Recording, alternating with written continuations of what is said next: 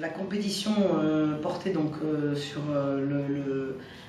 la relance du tourisme tunisien. Comme en fait ce tourisme tunisien, l'objectif donc c'était une campagne promotionnelle pour la relance après, on va dire, la révolution dans ce pays.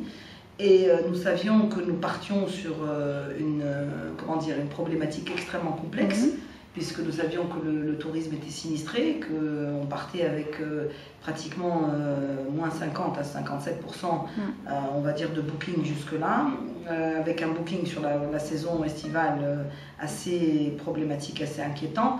Donc on partait en fait de quelque chose qui est très difficile à gérer, qui est la peur.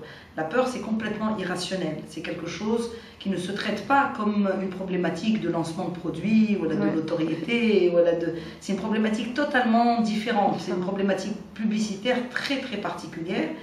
Et la peur, c'est un sentiment irrationnel. Donc, on ne peut pas lui opposer du rationnel. On ne peut pas lui dire, par exemple, voici les statistiques de la Tunisie, en termes d'agression et de vol, c'est le pays le plus sûr de la Méditerranée, par exemple, qui pourrait être une information de nature rassurante. Mais c'est du rationnel et on ne peut pas opposer le rationnel à l'irrationnel. Donc, on a préféré aller chercher dans un registre émotionnel du même niveau que la peur, parce que la peur c'est éminemment émotionnel. Et on est allé chercher dans l'humour parce qu'on s'est dit que c'est ça qui pouvait casser le phénomène de peur. Et l'idée aussi que si le propre pays rit de ce qui lui arrive, comment nous, extérieurs, pouvons-nous avoir peur? Ce devrait être eux les premiers inquiets de ce qui arrive à leur pays. Et s'ils ne sont pas inquiets, c'est que finalement j'ai peut-être pas autant de raisons que ça de m'inquiéter. En fait, donc on a misé tout là-dessus, en puisant en fait sur quelque chose qui est dans l'ADN du Tunisien, qui est l'humour. Parce que je considère qu'on est un peuple qui a beaucoup d'humour, et que finalement, après tout, une campagne de tourisme, c'est pas une campagne anodine, c'est une campagne image pays. Et moi j'ai toujours pensé que l'une des raisons pour lesquelles on était tous très frustrés de l'image qui paraissait de notre pays ailleurs dans le monde, au-delà du fait que c'était une espèce de carte postale figée, complètement désuète, qui ne reflétait plus ce que nous étions, et pour les raisons aussi évidemment politiques qui faisaient qu'il fallait montrer un espèce de visage totalement artificiel. On avait envie, on a envie jusqu'à aujourd'hui que d'abord et avant tout les Tunisiens se reconnaissent dans l'image qu'on donne d'eux à l'extérieur. C'est ça une vraie campagne du tourisme d'un pays, c'est quand on arrive à aller chercher quelque chose qui est de l'ADN du pays, ou que les gens du pays se reconnaissent dans cette image qu'on donne d'eux.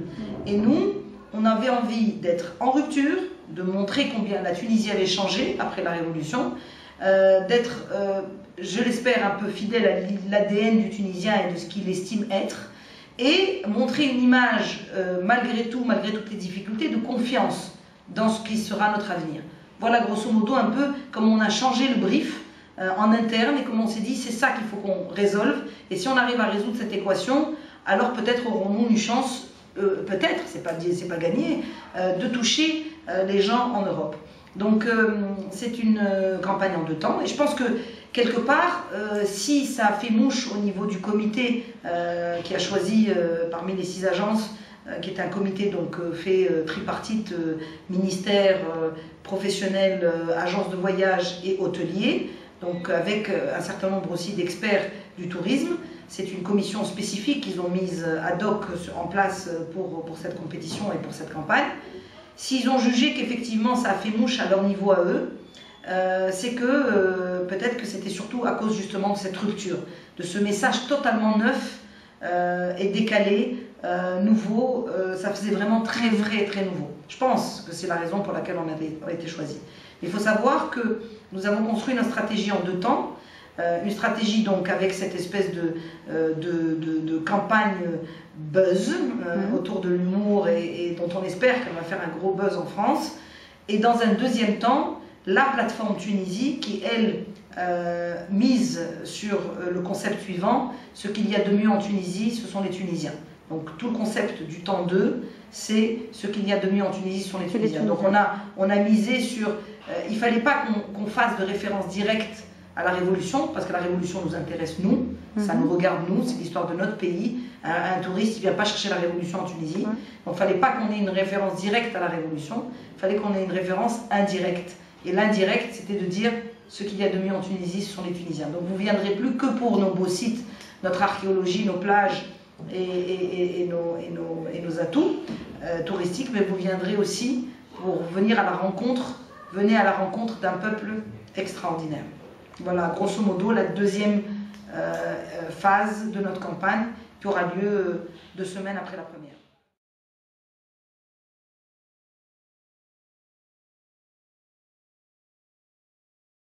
Nous, on pense fondamentalement, et on en a beaucoup discuté en matière de préalable d'études avec les différents bureaux, avec les différentes informations que nous avions sur les profils des touristes, etc. Autant c'est vrai que la révolution nous a donné une notoriété très forte dans le monde, autant vous ne pouvez pas miser dessus pour faire venir des touristes. Vous pouvez miser dessus pour faire venir des journalistes, mais certainement pas des touristes. Un touriste ne va pas chercher la révolution. C'est des gens engagés qui vont chercher une révolution. Mais un touriste, il vient chercher des vacances. C'est ça fondamentalement ce qu'il vient chercher. Donc il n'était pas question pour nous, c'était pas pertinent de surfer sur la révolution. Ça, c'est une notoriété pays que nous avons eue au niveau couverture journalistique. Et c'est vrai qu'on a été le premier mot tapé par Google pendant 1 semaine par les Européens. C'est pas par hasard, donc on a eu une grosse notoriété, mais la notoriété est une chose, la notoriété pays à cause des événements était une chose, et la recherche d'être dans le message ou dans l'attente du prospect touriste, c'est autre chose. Donc on ne pouvait pas le nier, on ne pouvait pas faire comme si de rien n'était, mais on ne pouvait pas en faire une référence directe. Ça a été notre parti pris.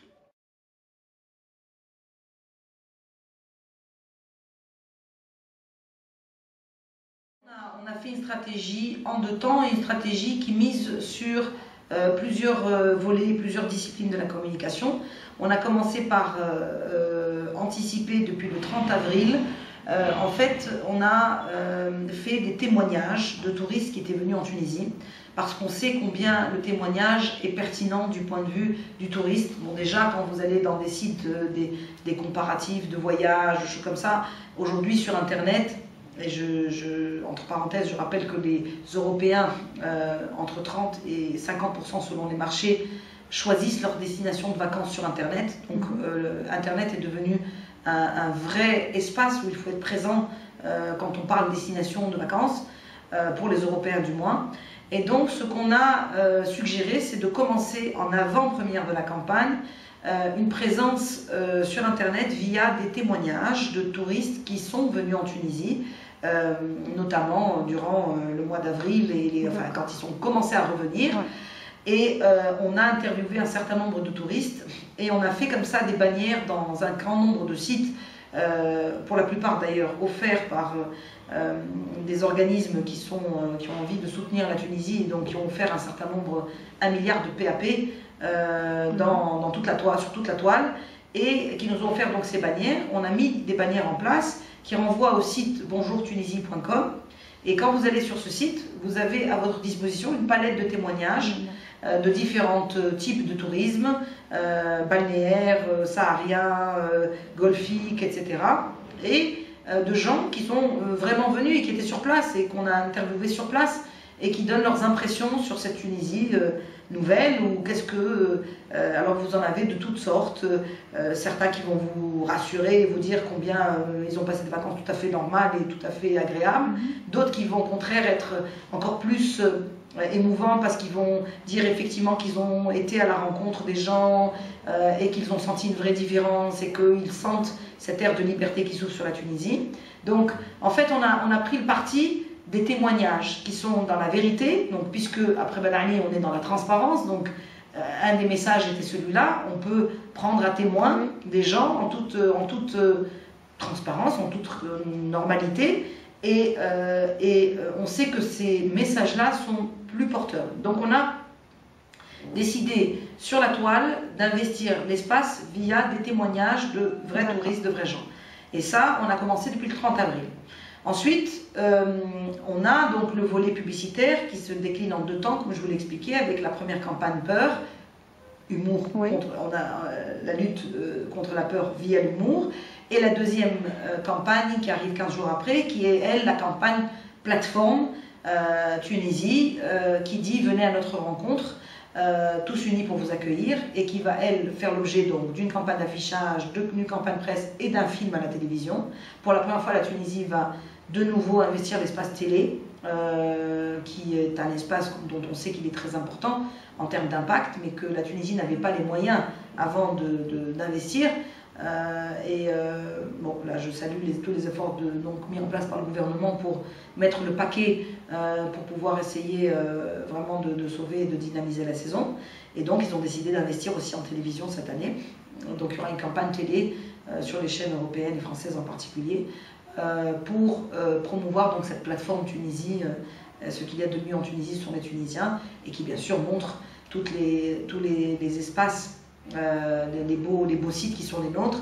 Et le film raconte l'histoire d'une chaîne humaine qui se constitue d'un endroit à l'autre, d'un site à l'autre. Les gens se donnent la main pour faire une énorme chaîne humaine, la plus grande chaîne humaine, avec des vues aériennes de cette chaîne humaine sur toute la Tunisie, du nord au sud. Les gens se donnent la main pour s'unir, pour accueillir les touristes et pour dire voilà, ce qu'il y a de mieux en Tunisie, c'est nous. Voilà. Donc ce film va passer donc fin mai et début juin dans les télévisions. Donc ça, c'est le déploiement publicitaire, d'accord. Et il y a tout un volet relations publiques qui est engagé depuis donc aussi le mois d'avril, avec donc un volet relations publiques à 3 niveaux. Le premier niveau, c'est la couverture, on va dire, de la parole médiatique tunisienne dans les espaces médiatiques français. Comme vous avez pu constater, le ministre du Tourisme a fait toute une tournée donc dans différents médias pour lui donner donc cette couverture et cette possibilité de transmettre un certain nombre de messages clés et pour rassurer. On est toujours dans la rassurance. Il y a un deuxième niveau qui était d'encadrer le buzz de la campagne humour contre la peur, parce que nous considérons que c'est une première, y compris, non pas par rapport à la Tunisie seulement, mais y compris dans le domaine de la communication touristique. Rares sont les pays qui utilisent le registre de l'humour. En général, c'est des publicités assez classiques qui montrent des très jolis paysages et des très jolies atmosphères pays, mais c'est rare de jouer sur l'humour. Et donc il y a une espèce de rupture même par rapport au mode de communication touristique. Et donc on a voulu encadrer ce buzz et faire en sorte qu'en plus de la campagne publicitaire, ça génère un certain nombre d'articles dans la presse électronique et la presse écrite. Et c'est pourquoi nous avons présenté en avant-première à la presse française cette campagne il y a quelques jours, pour que justement elle s'en fasse l'écho et le relais dans la presse. Donc ça c'est le deuxième niveau, c'est le relais et le buzz de la campagne peur. Et le troisième niveau, c'est d'assurer la couverture des événements programmés par l'ONTT et le ministère du Tourisme comme événements qui vont avoir lieu entre le mois de mai et le mois de juin pour générer plus d'audience. Notamment, c'est le cas pour le voyage Jasmin, donc des